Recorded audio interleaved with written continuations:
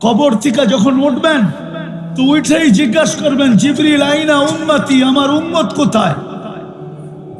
অথচ আউয়ালু মা ইয়ানশাক্কাল আরদ, সর্বপ্রথম যিনি জমিনকে ফাইরা উঠবেন,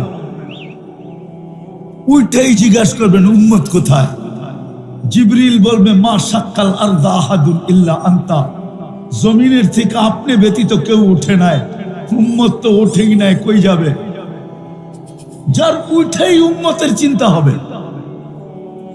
আমাদের সমাজে ইউনিয়ন পরিষদের চেয়ার পাওয়ার জন্য মরতেও রাজি, মারতেও রাজি। এই 50-52 বৎসরে শুধু ইউনিয়ন পরিষদের চেয়ার পাওয়ার জন্য কত মানুষ জান দিছে, কত মানুষ জান নিছে। কিন্তু কিয়ামতের দিন আল্লাহ রসুলকে মাকামে মাহমুদ দিবে, নিয়ে যাওয়া হবে, শুধু হাত রাইখা দাঁড়ায় থাকবেন। আল্লাহ বলবেন বসেন, বলছে বসবো না। কারণ কি? বলছে উম্মতকে প্রতিশ্রুতি দিয়ে আসছি হাউজে সাক্ষাৎ হবে, মাউইদুকুমুল হাউজ, হাউজে সাক্ষাৎ করব, নিজের হাতে পানি পান করাবো। বৈশা গেলে পিপাসিত উম্মতকে কে পানি পান করাবে? এই জন্য বসবো না। বসবেন না চেয়ারে? বলছে উম্মত আসতে দেরি, আমি হাউজে কাউচারে ছুটা যেতে দেরি করব না। হাত রাইখা দাঁড়ায় থাকবেন, বসবেন না চেয়ারে। দেখবেন না আল্লাহ কিরকম বানাইছেন, বসার পরেই তো বোঝা যায় চেয়ারটা কিরকম। বসবেন না। শুধু ওইখানেই শেষ না, ওইখান থেকে মিজানে ছুটা যাবেন। আল্লাহ বলবে এরপরে বসেন, বলছে না, মিজানে ছুটা যাব। কেন? আপনি প্রতিশ্রুতি দিছেন আমাকে, সালতু তা সাফি তু সাফা। বান্দার পাল্লা যদি সামনে না ঝোঁকে, পাল্লা যদি সামনে না ঝোঁকে, তাইলে আমি ওইখানে দাঁড়াই হাত উঠায় দিব, সুয়ালের হাত, চাওয়ার হাত উঠায় দিব। ওইখানে দাঁড়াই সুপারিশ করতে শুরু করব। আপনি আমাকে বলছেন সাউফা ইউতিকা রাব্বুকা ফাতারদা, ওইখানেই চিৎকার দিতে শুরু করব, রাজি হব না, না না না। পাল্লা তো সামনে ঝুঁকে না। ওইখানে দাঁড়াই বলবো, আপনি বলছেন লা ইউখজিকা ফি উম্মতি, উম্মতের ব্যাপারে আপনি আমাকে লজ্জিত করবেন না। ওইখানেই দাঁড়ায় চিৎকার দিব, লজ্জায় মুখ কালো হয়ে যাবে, মাথা নত হয়ে যাবে, পাল্লা তো সামনে ঝুঁকে না। আমি ওইখানে চলে যাব মিজানের কাছে। শুধু ওইখানেই শেষ না, বলছে তারপরে পলসেরাতে ছুটব। উম্মত যদি পার না হইতে পারে, তাহলে ইমাম কর্তুবী রহমতুল্লাহ আলাইহি লেখছেন যে দুরুদের গাঠি মাথায় দিয়া উম্মতকে পার করায়। এরকম 3 জায়গায় ছুটতে থাকবে। আজকে ওই নবীর আদর্শ 1% উম্মতের ভিতরে আছে কিনা সন্দেহ। আজকে আমরা বিজাতির রঙে রঙিন, বিজাতির এশকে ভালোবাসায় আমাদের দিল ভরা। এই জন্য চলেন আজকে পলাশের মানুষ, যদি বাস্তবিকই আমরা চাই যে আবার আবাবিল ময়দানে আসুক, আল্লাহ কিন্তু আমাদের হাত কালো করি এটা চান না। যদি চাইতেন তাহলে সর্বপ্রথম যুদ্ধে এই ঘোষণা কোনোদিন দিতেন না, ওমা রমাইতা ইদ রমাইতা ওয়ালাকিন্নাল্লাহ রমা। আমাদের হাত কালো হোক এটা আমরা আল্লাহ চান না। আল্লাহ চান যে আল্লাহ নিজে লড়বেন, নিজে। সবাই স্বীকার করতে হবে মুসলমান হিসাবে, যত জায়গায় মুসলমান বিজয় লাভ করছে আল্লাহ দিছে, বিদায় করছে। হ্যাঁ, কে দিছে বিজয়? হ্যাঁ হ্যাঁ, না ওরা নিজেরা অর্জন করছে? যদি এটাই সত্য হয়, তাহলে আবাবিল পক্ষে আনার জন্য আজকে আমাদেরকে তওবা করে উঠতে হবে। সারা দুনিয়ার মুসলমান চিৎকার দিতেছে মাতা নাসরুল্লাহ, আল্লাহর সাহায্য কবে দেখব। এই চিৎকার কিন্তু চতুর্দিকে চলতেছে, তাই না? কি বলেন? আমার কথা বুঝে আসে না খালি আওয়াজই শোনা যায়? এই প্রশ্ন কিন্তু সবার মনে, যে আমরা কেন এত ঘৃণিত। কেন আমরা এত অবহেলিত, কেন আমরা এত দীক্ষিত, কেন আমরা এত নির্যাতিত? আবাবিল তো এখনো আকাশে উঠতে দেখি, কিন্তু পাঞ্জায় তো পাথর নিয়ে আসে না। আবাবিল আসে না? নাই না, বিলুপ্ত হয়ে গেছে? আবাবিল তো এখনো আকাশে ওঠে। মশা তো আমাদেরকে সুযোগ পাইলেই কাটে, অথচ মশা তো আমাদেরকে কাটার জন্য তৈরি হয়েছিল না। মশা এক জাতিকে ধ্বংস করার জন্য আল্লাহ অস্তিত্ব দিছিলেন। ওলামায়ে কেরাম ভালো জানেন কাকে ধ্বংস করার জন্য মশার অস্তিত্ব। নমরুদি বাহিনীকে ধ্বংস করার জন্য মশার অস্তিত্ব। এখনো তো মশা আছে। চিৎকারের ফেরেশতা তো মারা যায় না, এই তথ্য তো কোনো ওলামাদের কাছে নাই যে চিৎকারের ফেরেশতা মারা গেছেন।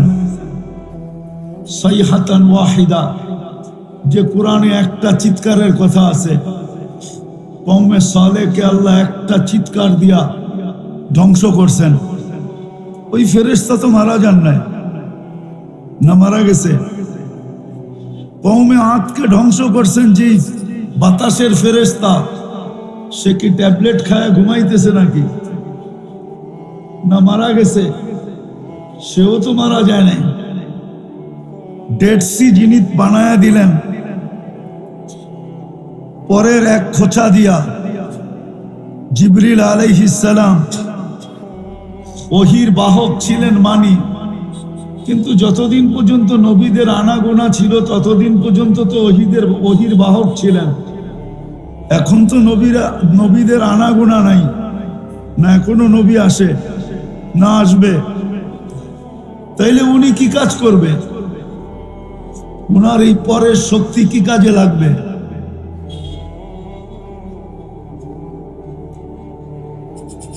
আমরা চিৎকার দিতেছি কিন্তু কোনো কাজে আসতেছে না। কারণ কি? আমি ওই দিকেই নিয়ে যেতে চাইতেছি আপনাদের, যাতে আজকে পলাশের মানুষের বুঝে আসে, একটু বিবেকের পর্দা খোলে কিনা দেখি, আমরা এখান থেকে তওবা করে উঠি কিনা। যে আজকে আমরা সবচেয়ে বেশি নির্যাতিত,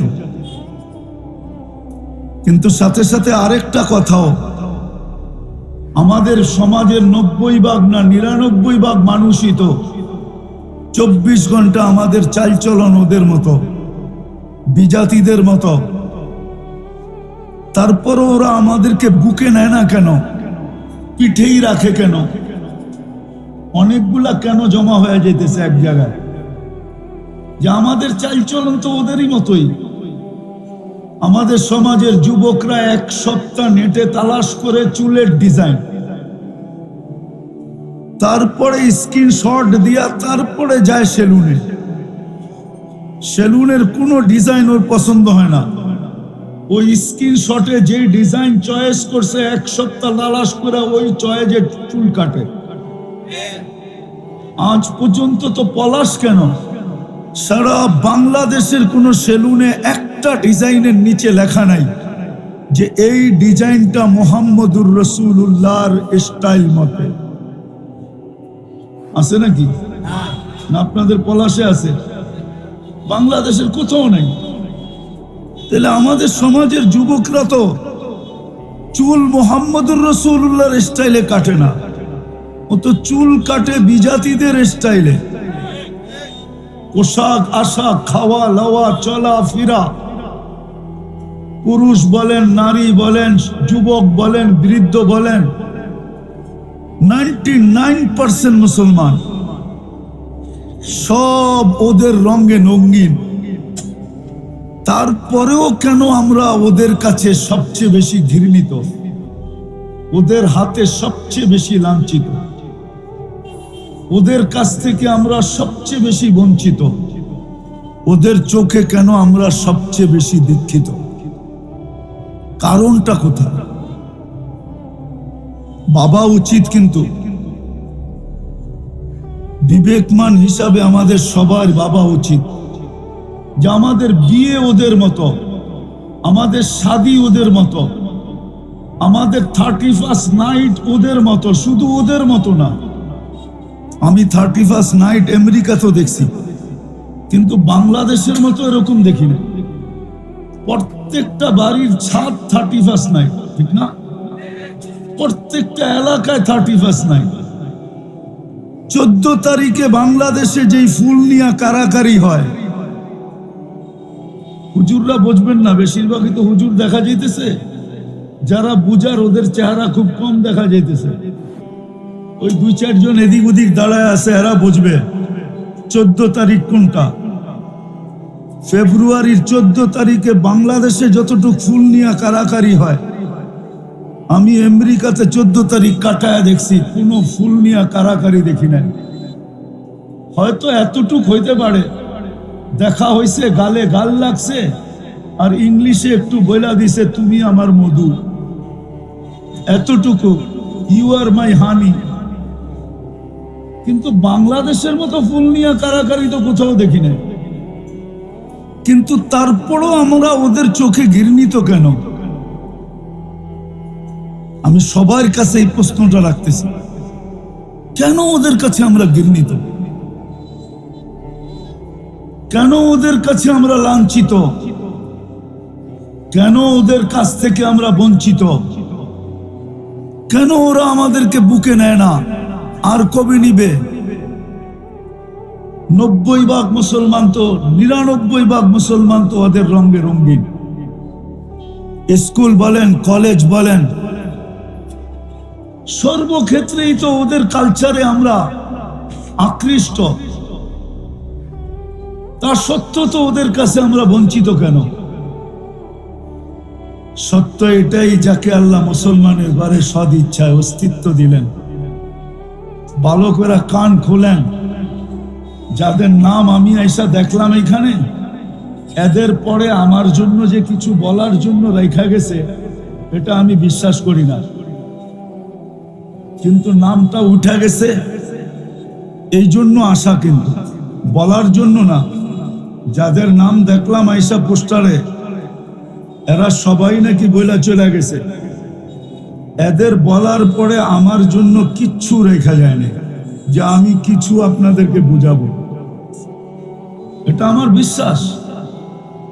কিন্তু চলে আসছি এই জন্যই বলতেছি, যতই আমরা ওদের রঙে রঙিন হই না কেন, রব্বে কাবার কসম, ওরা আমাদের রূপরেখা দেখে না। যেরকম হাদিসে আছে, আল্লাহ বলে মানুষের রূপরেখা দেখে না, লা ইয়ানজুরু ইলা সুওয়ারিকুম ওয়ালা ইলা আজসামিকুম। হাট্টা গাট্টা মোটা সোটা দেখে না আল্লাহ, রূপরেখা দেখে না, বংশ বুলি দেখে না। যদি দেখতো তাহলে মক্কার মানুষগুলার জাহান্নামে যাওয়ার কোনো সুযোগ হতো না। কেননা মক্কার চেয়ে উত্তম জমিনই আল্লাহ তৈরি করেন নাই। ইন্না আউয়ালা বাইতিন উদিয়া লিন-নাস লাল্লাযী বিবাক্কাতা মুবারাকা। যেই মক্কা মুবারক, মান দাখালাহু কানা আমিনা মাসাবাতাল লিন-নাসি ওয়া আমনা। এতগুলা জিনিস যেই জায়গার ভিতরে একত্রিত, হুদাল লিল আলামিন, এক গাদা 1 ডজন জিনিস যেখানে একত্রিত, জিবরিলের ফতোয়া যেখানে, কল্লাবতুল আরদা কুল্লামা ওয়াজাদতু আতিয়াবা মিন মক্কা। দুনিয়ার জমিন ছাইনা দেখছি, সারা জগতের জমিন ছাইনা দেখছি, মক্কার চেয়ে উত্তম কোনো জমিন নাই। তাইলে ওইখানের মানুষগুলা কোনোদিন দোজখে যেত না। আর আল্লাহ যদি জাগা না দেখে বংশ দেখতেন, তাহলে আমার মনে হয় না বনু হাশেম কোনোদিন জাহান্নামে যেত। কুরাইশ তো যাওয়ার কথাই না, কুরাইশ চাইলেও যেতে পারতো, কিন্তু বনু হাশেম না। কেননা আমাদের নবীজি বনু হাশেমের থেকে নির্বাচিত। যদিও গোত্র কুরাইশ, কুরাইশের একটা শাখা বনু হাশেম, ওই বনু হাশেমের লোক জাহান্নামে যাবে, এটা কোনোদিন সম্ভব ছিল না। কেননা আল্লাহর একমাত্র বন্ধু মুহাম্মাদুর মুহাম্মাদুর। কতটুকু যে নৈকট্য ছিল এটা বুঝে শেষ করা যাবে না। বন্ধুত্ব কতটুকু ছিল,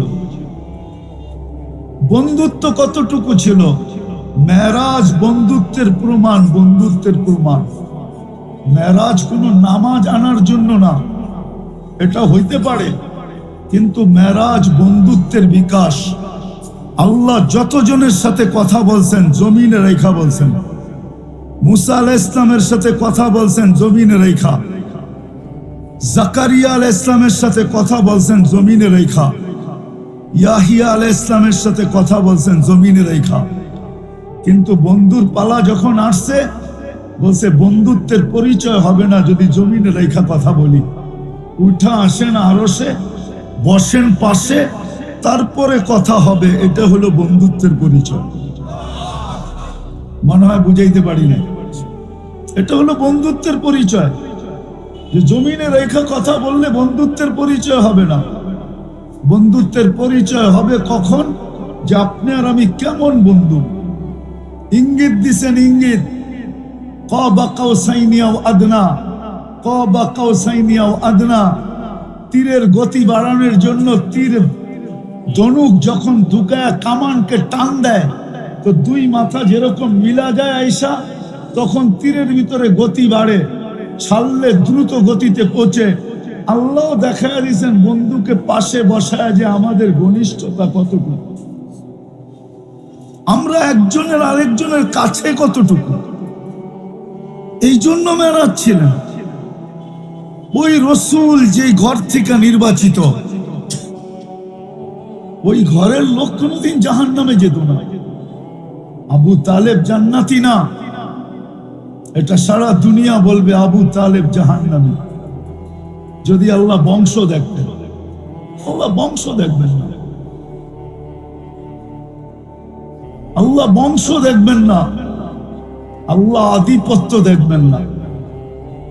আবু তালেব এরকম এক ব্যক্তি, দুনিয়ার যত জিনিস মানুষ মানুষের ভিতরে তালাশ করে, বা যত জিনিসের মাধ্যমে মানুষ দুনিয়াতে সেলিব্রিটি হয় বা আকর্ষণের পাত্র হয়, আবু তালেবের ভিতরে একটাও কম ছিল না। 100% ছিল।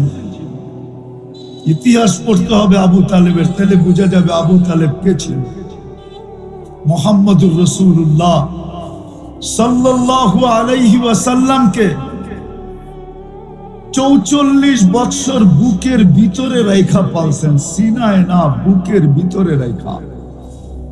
আমার মনে হয় আবু তালেব হাতটাকে এক পাশে সরায়া দিয়া, কলিজাটাকে এক পাশে সরায়া দিয়া, যেই জায়গা হইছে ওইখানে মুহাম্মদুর রাসূলুল্লাহকে রাইখা 44 বছর পালছেন, টানা 44 বছর। ওই নবীকে পালছেন যার হাতের ছোঁয়া লাগলে দুনিয়ার আগুন সুতাও জ্বালানোর ক্ষমতা রাখে না। আনাস ইবনে মালিক রাদিয়াল্লাহু তাআলা আনহু থেকে রওয়ায়াত আছে যে ওনার দস্তরখানে খায়া আল্লাহ রসুল হাত মুছছিলেন, উনি জীবনভর দস্তরখানকে পানি দিয়া পরিষ্কার করেন নাই। উনি জীবনভর দস্তরখানকে পরিষ্কার করছেন আগুন দিয়া। ময়লা হইলেই আগুনে নিক্ষেপ করতেন, আগুন ময়লাকে খায়া ফেলতো, ছাই বানায়া দিত, উনি বাহির করে ঝাড়া দিতেন, দস্তরখান ফকফকে হয়ে যেত। দুনিয়া জিজ্ঞাসা করতেন আনাস এই জাদু কোত্থেকে শিখলে? বলতেন এটা জাদু না, আল্লাহর রসুলের হাতের ছোঁয়া। ওই হাতেই কিন্তু আবু তালেবকে কবরে নামাইছেন, ওই হাতে, যার হাতের ছোঁয়া লাগলে এই অবস্থা হয়। যার পিঠের ছোঁয়া পাইলে মরা খেজুর গাছের চিৎকার বাহির হয়। জুমার খুতবা দিতেন খেজুর গাছের ট্যাক লাগায়া, মেম্বরে পা দিতে দেরি, খেজুর গাছের চিৎকার বাহির হইতে দেরি হয় না। আল্লাহর রসুল মেম্বর থেকে নাইমা সান্ত্বনা দিছেন, তোকে ছোঁয়া দিতে থাকবো, পায়ের নিচে রেখা দিব, তোকে ছোঁয়া দিয়া মেম্বরে উঠবো, জান্নাতে নিয়ে যাব, তুমি খেজুর দিবে আমি খাবো। তারপরে শান্ত হয়েছে, এর আগে শান্ত হয় না। যার হাতের ইশারা পেলে ভাগ্য খোলে।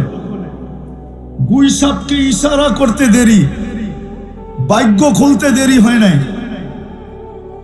শুধু ইশারা করছে আইয়ুহাদ্দাব, ও গুই সাপ বলতে দেরি।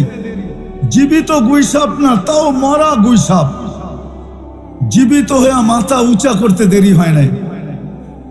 উঁচা করে চিৎকার দিতেছিল লব্বাইক ওয়া সাদাইক ইয়া যাইনা ওয়াফা ইয়াউমিল কিয়ামা।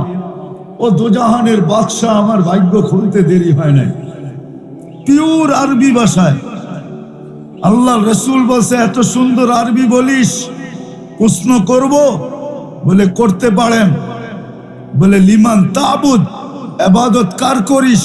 ওয়াফিস সামাই আরশুহু, আকাশে যার আরশ, ওয়াফিল আরদি সুলতানুহু, জমিনে যার রাজত্ব, ওয়াফিল বাহরি সাবিলুহু, সমুদ্রে যার রাস্তা, ওয়াফিল জান্নাতি রহমাতুহু, জান্নাতে যার রহমত, ওয়াফিন নার ইকাবুহু, জাহান্নামে যার শাস্তি। বলছে আমি কে বল? কান্তা রাসূল রাব্বিল আলামিন, আপনি সমগ্র জগতের রবের রসুল, খাতামান নবিয়্যিন। আপনার পরে 22 নম্বর আসতে পারে, 1 নম্বর আসতে পারে না। মনে হয় বুঝাইতে পারি না। 22 নম্বর আসতে পারে, কিন্তু 1 নম্বর না। আপনার পরে কোনো নবী নাই, রসুল নাই। মান আমানা বিকা ফাস, যে আপনার হুকুম মানবে, গোলাম হবে, তার ভাগ্য আমার মতো খুলবে। মান কাদিবা খাবা ওয়া খাসির, যে আপনার গোলাম হবে না, সে চির হতভাগা হবে, চিরদিনের হতভাগা। যার ইশারায় ভাগ্য খোলে, ওই নবী আবু তালেবকে 2 হাতে নিজের কবরে নামাইছে। আবু তালেবের ভাগ্য খোলে নাই। কথা গুছায় নিয়ে আসতেছি। যাকে আল্লাহ 2 জিনিস সদ ইচ্ছায় দিয়েছেন, 2 জিনিস, একটা হলো মুসলমানের ঘরে অস্তিত্ব দিয়েছেন, আরটা হলো সর্বশ্রেষ্ঠ নবীর উম্মত বানাইছেন। ভালো মতে শুনা নেন, গাইথা নেন। ও যতই বিজাতির রঙে রঙ্গুক না কেন, গায়ের রঙে, বিজাতিদের রঙে যতই আমরা নিজেদেরকে রঙিন করি না কেন, 31st নাইট আরো যত জোরে সুরে মানাই না কেন, 14 তারিখ যতই জোরে সুরে মানাই না কেন,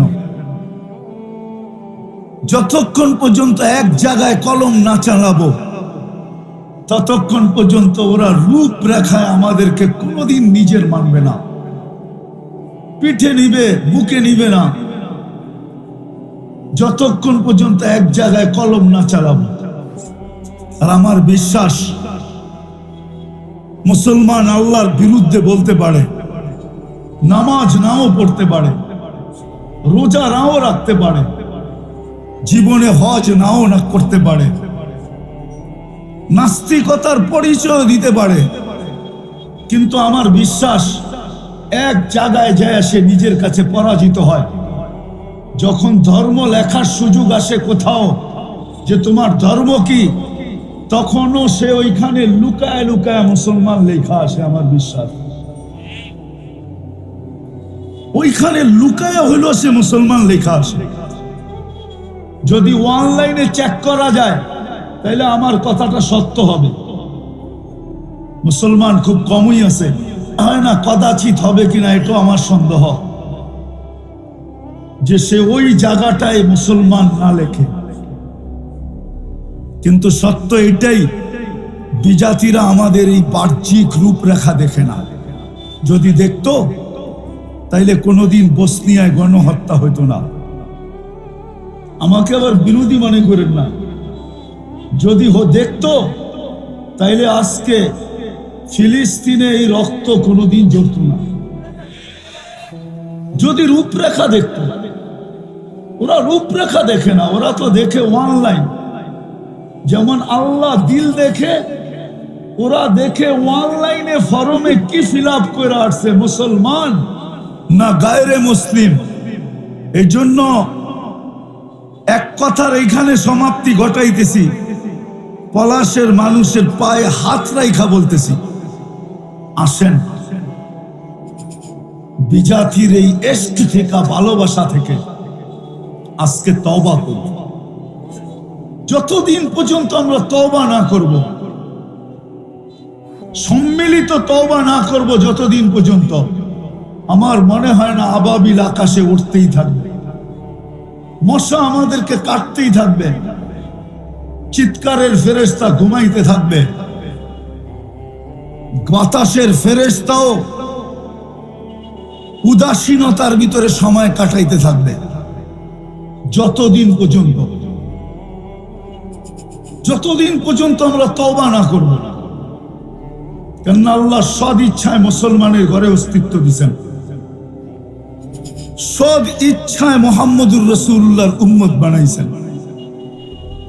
আজকে যে টিকা আছি, এটাও শুধু মুহাম্মদুর রাসূলুল্লাহর কারণে টিকা আছে, নাইলে আমাদের টিকার কথা না।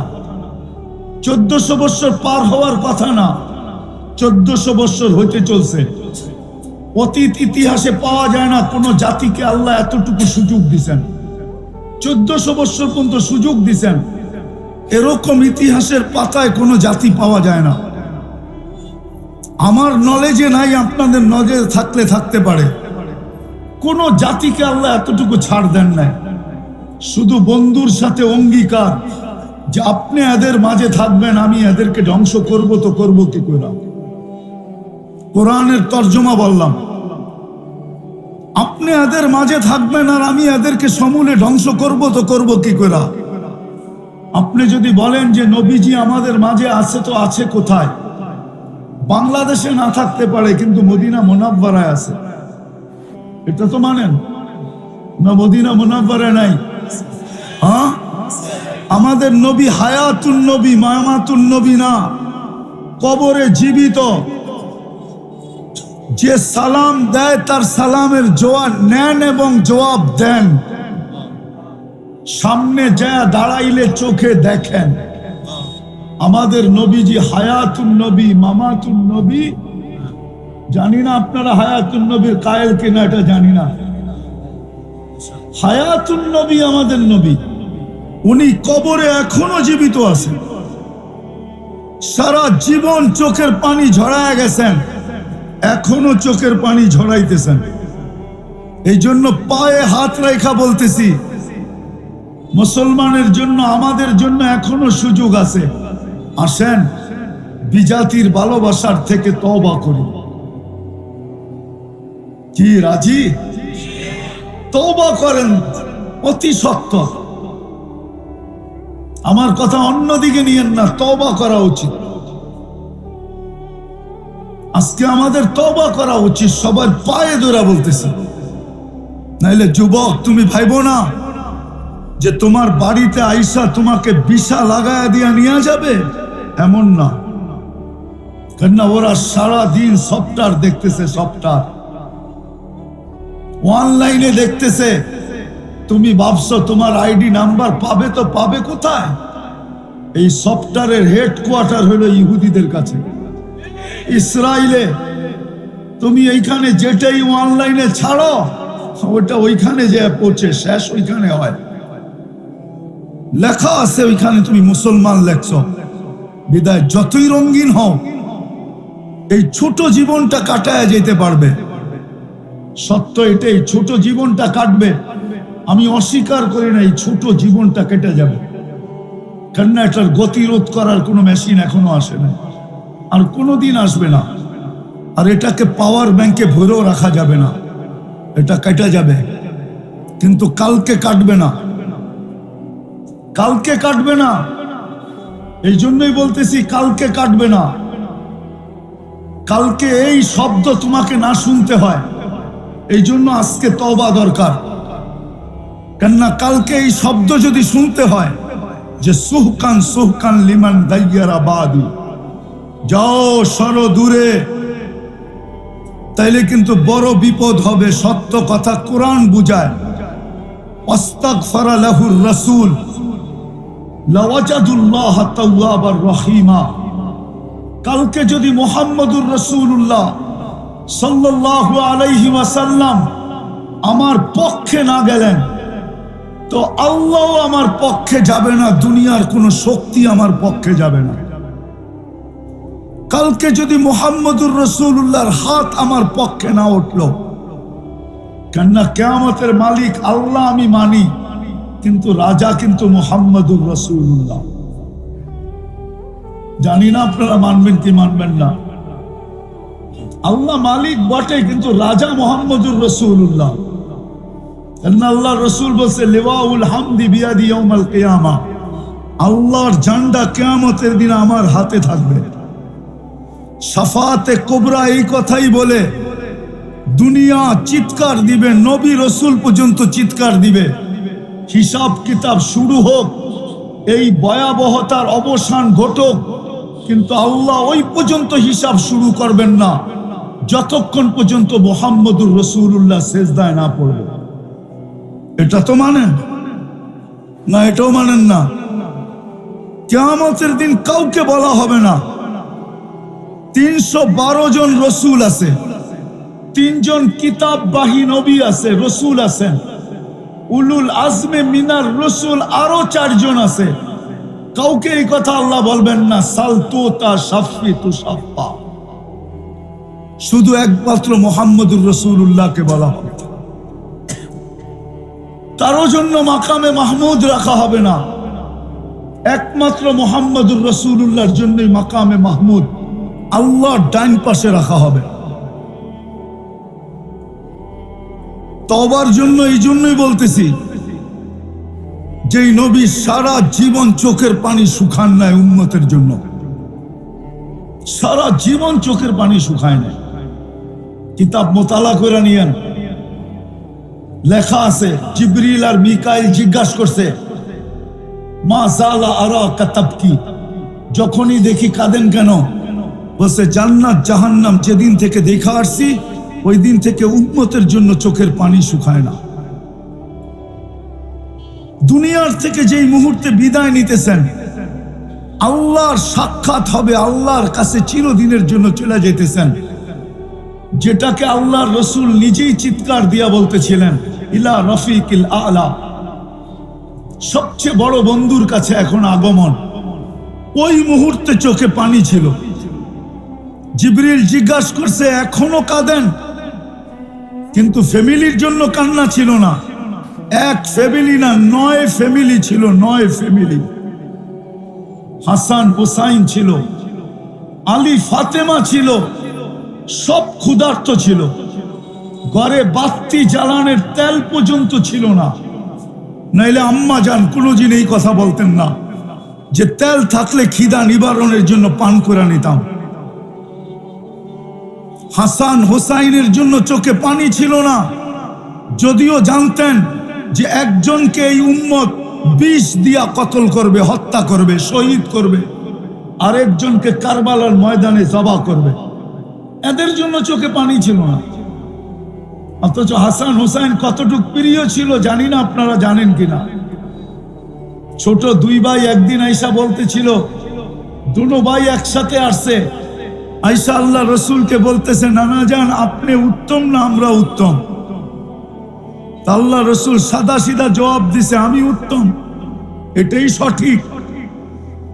কিন্তু 2 ভাইয়ের মতলব কি ছিল এটা আল্লাহ রসুল জানতেন না। তো 2 ভাই হাসতে ছিল, তো বলছে হাসো কেন? কয় জবাব হয় নাই। তাইলে আমরা 2 ভাই উত্তম। কয় কিভাবে? আমাদের আম্মা জানকে চিনেন? তো বলছে বলো। তো আম্মা জানের পরিচয় দিয়া বলতেছে উম্মুকা লাইসা বিশাই, আমাদের আম্মা জানের সামনে আপনার আম্মা কিছুই না। আমাদের আব্বা জানকে চিনেন? তো বলছে বলো। তো পরিচয় দিয়া বলতেছে ও আবুকা লাইসা বিশাই, আমাদের আব্বা জানের সামনে আপনার আব্বা কিছুই না। আমাদের নানা জানকে চিনেন? তো বলছে বলো। তো নানা জানের পরিচয় দিয়া বলতেছে ও জাদ্দুকা লাইসা বিশাই, আপনার নানা আমার নানার সামনে কিছুই না। আল্লাহর রাসূল দুজনকে উঠে চুমা দিয়া বলতেছেন মাইনা নিলাম তোমরা 2 জন উত্তম। ওই কলিজার টুকরার জন্য চোখে পানি ছিল, পানি ছিল আপনার আর আমার জন্য। জিবরিল জিজ্ঞাসা করছে আতাবকি ওয়া আনতা ইলা রফিকিল আলা, এখনো চোখে পানি, আল্লাহর সান্নিধ্যে যাবেন? আগেরটা বললে তো হয়তো উলামা আঙ্গুলও উঠায় দিতে পারে, এই জন্য বলা কমায় দিছি, আঙ্গুল না উঠায় দেয় যে আপনি তো এখন আল্লাহর সান্নিধ্যে যাবেন। উর্দু জগতে তো খুশির বন্যা চলতেছে, ইয়াসিলুল হাবিব ইলাল হাবিব, বন্ধু চিরদিনের জন্য বন্ধুর কাছে চলে আসবে। আপনি এখনো কাঁদেন? তো বলছে এক প্রশ্নের জবাব এখনো বাকি, আমার পরে আমার উম্মতকে কে দেখা রাখবে? রাগ হয়েন না ওলামা একরাম ছাড়া যারা আজ পর্যন্ত যতবার চুল কাটছি, এইখানে ওলামা ছাড়া একজনও পাওয়া যাবে না যে সেলুনে যায় এই কথা বলছে যে আজকে আমার চুলটা আমার নবীর আদর্শ মতে কেটে দাও। একজনও মনে হয় পাওয়া যাবে না। আমি তো যুবকদেরকে বলি যে জীবনে যদি একবারও চুল কাটতে নবীর আদর্শে, কিয়ামতের দিন হয়তো তোমার জন্য সুযোগ হতো, যেদিন দেখা হবে তুমি হয়তো হাত পাততে পারতে যে শুনছি আপনি বড় দয়ার নবী, আমি আপনার আদর্শে জীবনে একবার চুল কাটছি, আমাকে কি দিবেন দেন না। এই সুযোগটা তো হইতো। ওই দিন চোখের পানি ঝরতে ছিল উম্মতের জন্য যে আমার উম্মতকে কে দেখা রাখবে। উলামা মানবে কি মানবে না জানি না। কবর থেকে যখন উঠবেন তো উঠেই জিজ্ঞাসা করবেন জিবরিল আইনা উম্মতি, আমার উম্মত কোথায়? অথচ আউয়ালু মা ইয়ানশাক্কাল আরদ, সর্বপ্রথম যিনি জমিনকে ফাইরা উঠবেন উঠেই জিজ্ঞাসা করবেন উম্মত কোথায়? জিবরিল বলবে মা শাক্কাল আরদা আহাদুন ইল্লা আনতা, জমিনের থেকে আপনি ব্যতীত কেউ উঠে নাই, উম্মত তো ওঠেই নাই, কই যাবে? যার উঠেই উম্মতের চিন্তা হবে।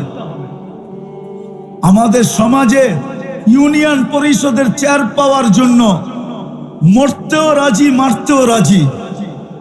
এই 50-52 বৎসরে শুধু ইউনিয়ন পরিষদের চেয়ার পাওয়ার জন্য কত মানুষ জান দিছে, কত মানুষ জান নিছে।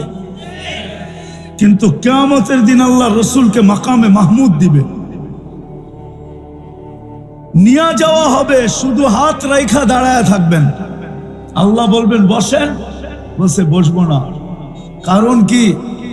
বলছে উম্মতকে প্রতিশ্রুতি দিয়ে আসছি হাউজে সাক্ষাৎ হবে, মাউইদুকুমুল হাউজ, হাউজে সাক্ষাৎ করব, নিজের হাতে পানি পান করাবো।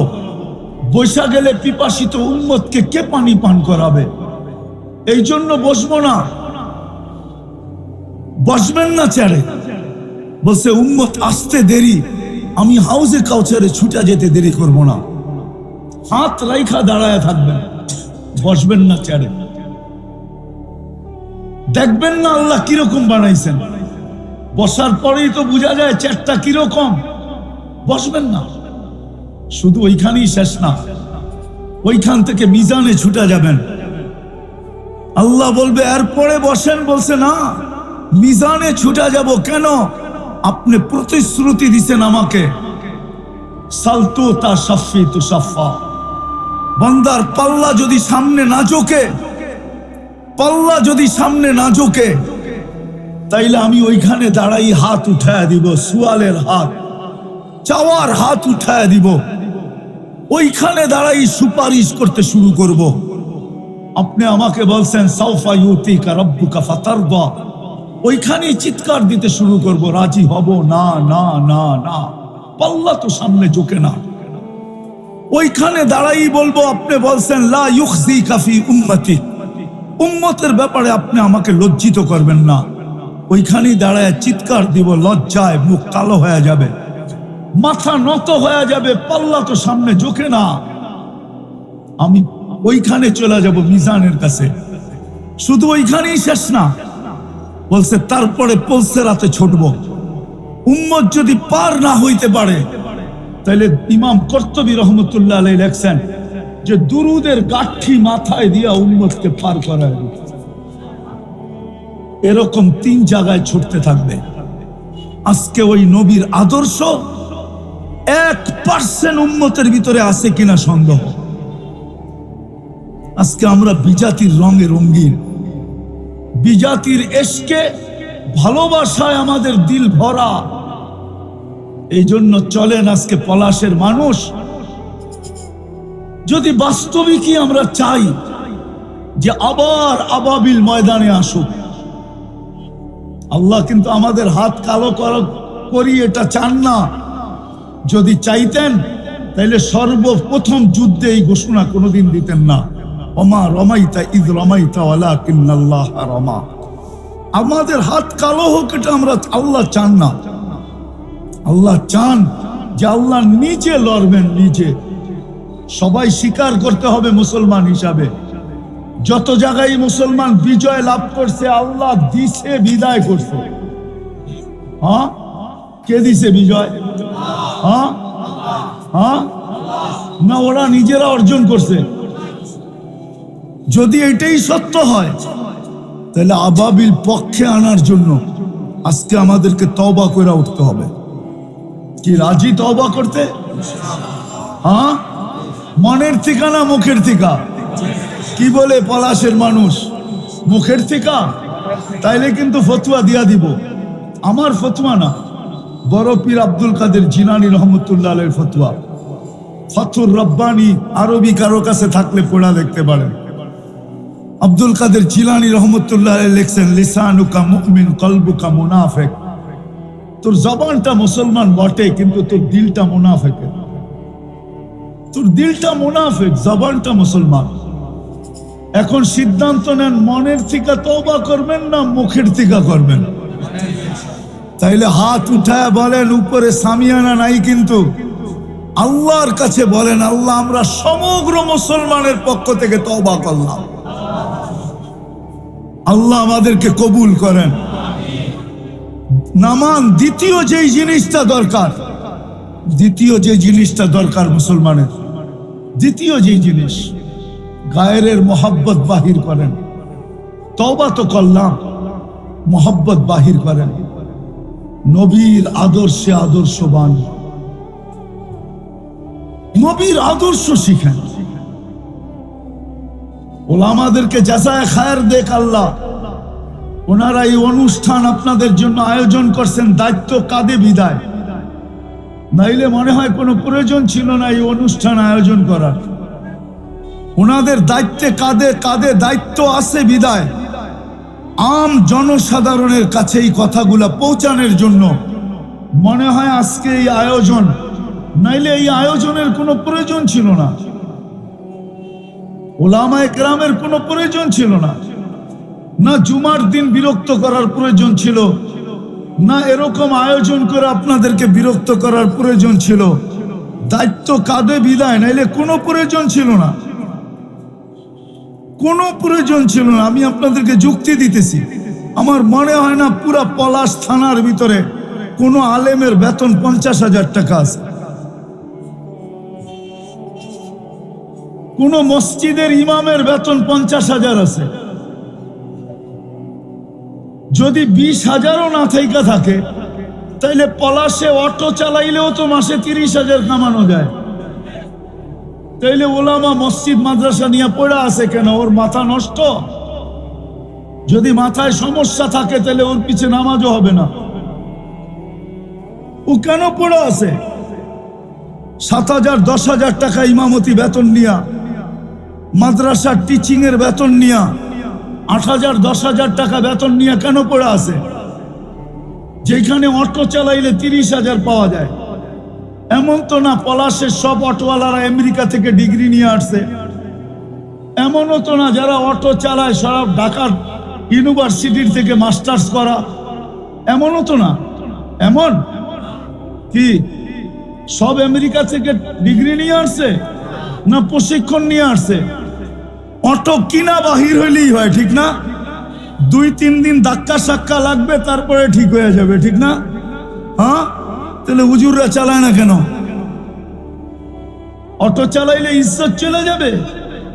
হ্যাঁ, হালাল রুজিতে কোনো ইজ্জত নাই। ইজ্জত গেলে তো আলীরই যেত রাদিয়াল্লাহু তাআলা আনহু, যে ইহুদির বাগানে যে পানি উঠানোর জন্য কামলা দিছেন, ইজ্জত গেলে তো ওনারই যেত। আলীর চেয়ে বড় মর্যাদাশীল ব্যক্তি আমি যে আমার ইজ্জত চলে যাবে? হালাল রিজিকে ইজ্জত যায় না। কিন্তু আপনি বলবেন ওলামা যায় না কেন মসজিদ ছেড়া, মাদ্রাসা ছেড়া, আমাদেরকে কেন জুমার দিন বিরক্ত করে, এরকম মজলিসে বিরক্ত করে? কাঁধে দায়িত্ব আছে, এই জন্য বিরক্ত করে যে কালকে কি মুখ দেখাবো। আওরাসনাল কিতাব আল্লাযী নাস্তাফাইনা মিন ইবাদিনা, এই আয়াত তো আমাদের জন্য নাজিল হয়েছে, এই আয়াত তো আমাদের জন্য, আল্লাহ তো আমাদেরকে নির্বাচিত করছেন। কালকে মুখ দেখাবো তো দেখাবো কি কইরা? এই জন্য মসজিদে পড়া থাকে, মাদ্রাসায় পড়া থাকে, আপনাদেরকে জুমার দিন বিরক্ত করে, এরকম সভা সমিতি করে ওলামারা বিরক্ত করে। অনেকে ভাবে মোল্লা কোনো কাম নাই, ধান্দা পায়া গেছে, ধান্দা।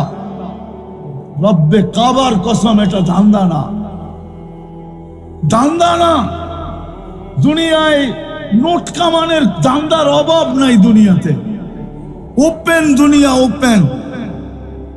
আপনি যদি প্রবাসে যে কামাইতে পারেন, তাহলে হুজুর যে কেন কামাইতে পারবে না? কেন পারবে না? দুনিয়ায় কামানের হাজারো রাস্তা রয়ে গেছে। আপনি যদি ৯-৬ করতে পারেন, তাইলে আমি পারবো না কেন? ৯-৬ বোঝেন? দুনিয়া হইল ৯ আর ৬। দেওয়ার সময় ৬-রে ৯ বানায় দিতে পারলেই হয়েছে, এইখানে ৩ লাভ।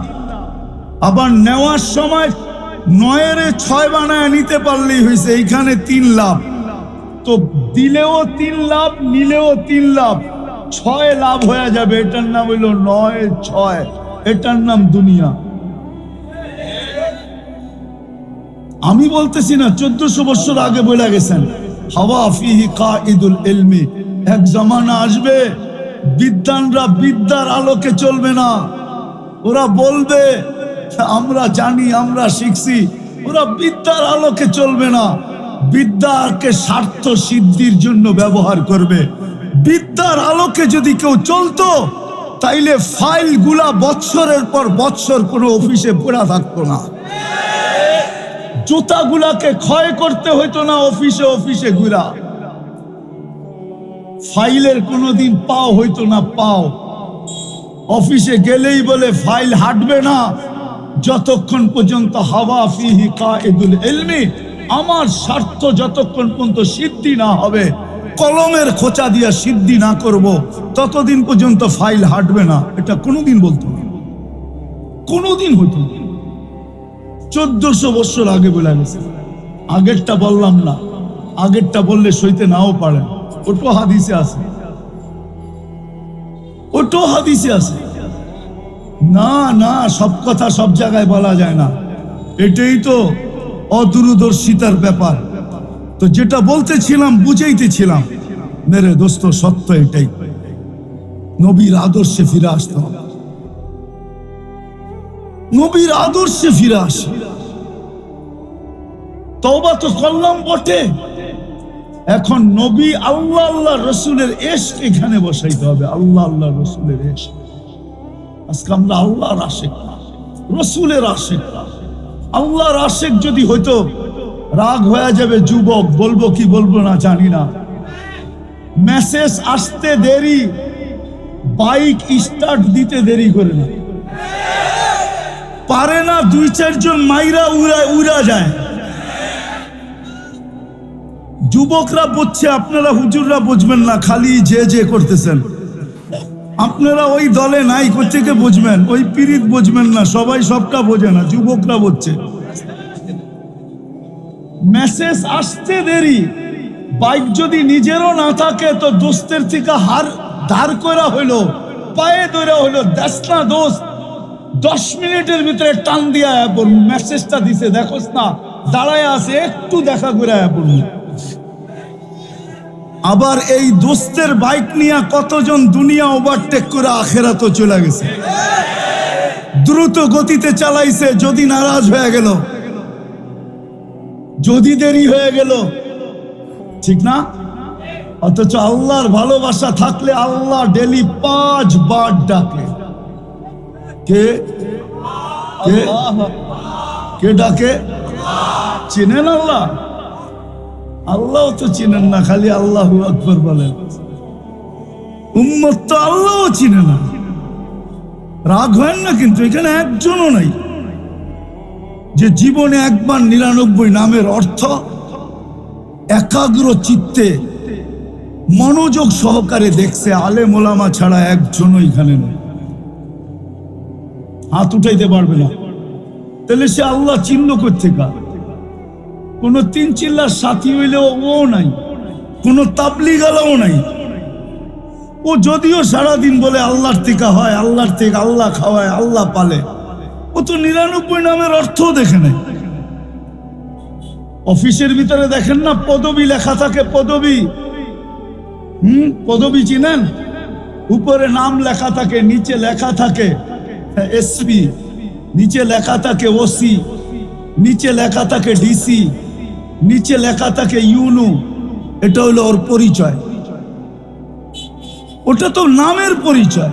আল্লাহ তো শুধু নাম, আল্লাহর নাম, যেটার কোনো তর্জমা নাই। বলো ওলামা তর্জমা করে আল্লাহর নামের অর্থ কি আছে নাকি? কোনো তর্জমা কোনো কিতাবওয়ালা লেখছে? কোথাও নাই। আল্লাহ নিজের পরিচয় দিছে।